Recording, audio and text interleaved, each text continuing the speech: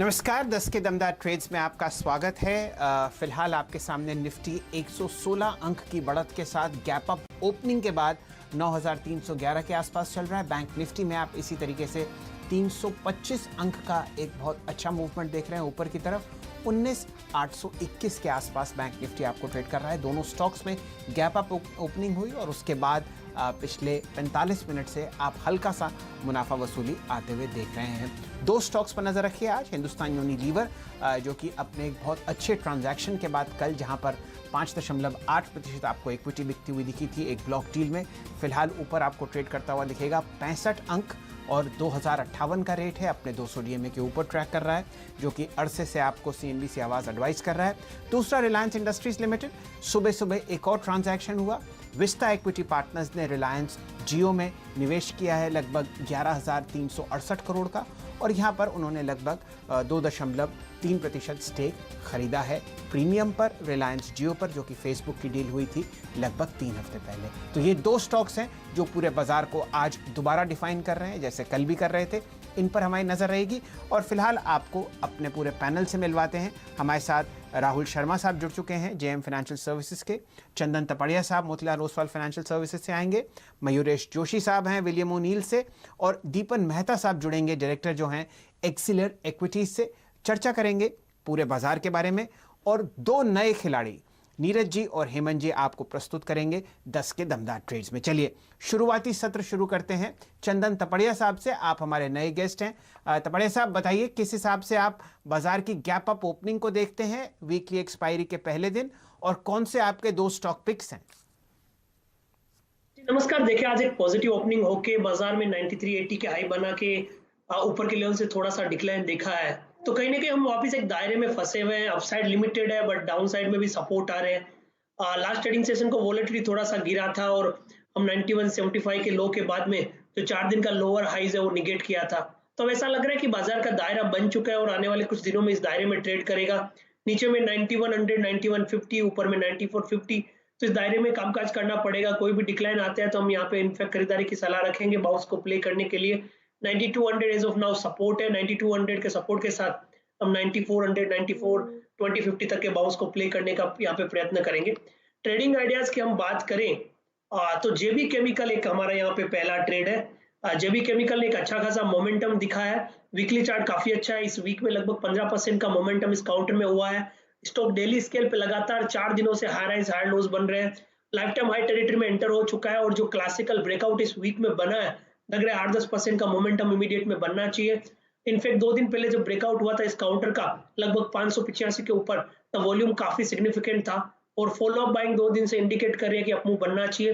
तो जेबी केमिकल में यहाँ पे खरीदारी की सलाह है। 615 का स्टॉप लॉस है, 665 के टारगेट है। हालांकि पिछले कुछ मिनटों में मोमेंटम है तो टारगेट को बढ़ा के इनफैक्ट 700 की तरफ ले जाना चाहिए।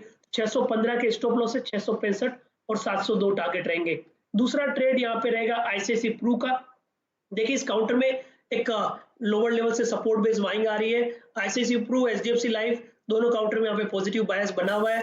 इनफैक्ट आईसीआईसीआई बैंक में भी पॉजिटिव मोमेंटम है। तो आईसीआईसीआई प्रू में खरीदारी की सलाह रहेगी। काउंटर में कंसोलिडेशन ब्रेकआउट के साथ में sustain buying interest lower levels पे दिखाई दे रहा है, तो आईसीआईसीआई प्रू को खरीदारी की सलाह रहेगी। काउंटर 50 दिन के मूविंग एवरेज के ऊपर होल्ड कर रहा है। 395 के स्टॉप लॉस से 425, 427 तक के टारगेट आईसीआईसीआई प्रू में देखने को मिलने चाहिए। ठीक बात है। तो देखिए, आईसीआईसीआई प्रू पसंद है, जेबी केमिकल्स ये वो स्टॉक है जो अच्छा लगता है। ये दो पिक्स चंदन जी ने आपको दी। राहुल जी से पूछते हैं उनके दो ट्रेडिंग आइडियाज क्या है। राहुल जी बताइए।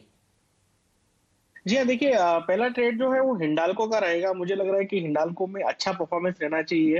अराउंड 130 से लेके 134 का टारगेट है। मेटल स्टॉक्स में हमने देखा है कि एक तरह से नीचे से काफी अच्छी रिकवरी देखने मिली है और हिंडाल्को स्पेसिफिकली में काफी स्ट्रेंथ दिखाई है। ये स्टॉक ने अपने शॉर्ट टर्म मूविंग एवरेज 115 के आसपास सपोर्ट लिया है और सपोर्ट लेने के बाद आज 120 निकालने की चेष्टा कर रहा है। तो यहाँ पर इसे बाय करके चल सकते हैं। 115 का स्टॉप लॉस रहेगा और ऊपर में 130 से 134 का टारगेट रहेगा। दूसरा जो स्टॉक है ये थोड़ा सा मैं बड़े पर्सपेक्टिव के साथ दूंगा। ओवरऑल निफ्टी में ऐसा लग रहा है कि इंट्राडे में अगर डिप आता है तो बाय करना चाहिए और ओवरऑल निफ्टी 9350 निकालेगा तो एक बड़ा ब्रेकआउट आएगा निफ्टी के अंदर। तो ऐसे में बजाज फाइनेंस जो कि एक हैवी वेट है उसमें एक अच्छा मूवमेंट देखने को मिल सकता है। स्टॉक ने 2000 के आसपास एक बहुत बेहतरीन बेस बनाया है है और एक तरह से उसमें डाइवर्जेंस देखने मिल रहा है। तो बजाज फाइनेंस में आप 2100 रुपए के आसपास इसे बाय करके चले, 2300 रुपए का पोजिशनल टारगेट है और 2000 रुपए का इसका जो बेस है वो स्टॉप लॉस बन जाता है। तो निफ्टी में ओवरऑल 9350 के ऊपर ब्रेकआउट का व्यू है। इंट्राडे में अगर डिप आता है 9250 के आसपास तो वहां पर वापस बाय करने को देख सकते हैं और ओवरऑल दोनों स्टॉक अच्छे चलने चाहिए आने वाले सेशंस में।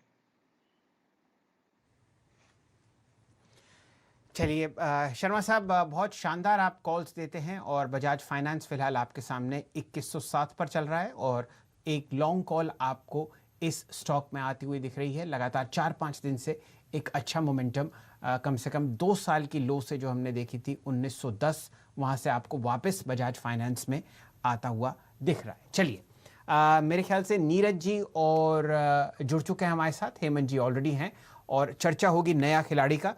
10:05 हो चुके हैं। तो मेरे ख्याल से हेमंत जी, कल आपने शुरुआत करी थी। जी हाँ, नीरज जी से शुरू करते हैं। आज नीरज जी से जानते हैं उनका नया खिलाड़ी कौन सा है। जी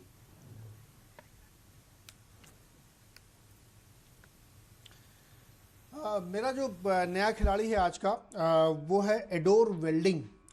इस स्टॉक को ध्यान में रखना चाहिए और ध्यान में इसलिए रखना चाहिए क्योंकि इस स्टॉक के जो फिनेंशियल्स हैं वो बड़े अट्रैक्टिव दिख रहे हैं। मैंने इसलिए इसको चुना है।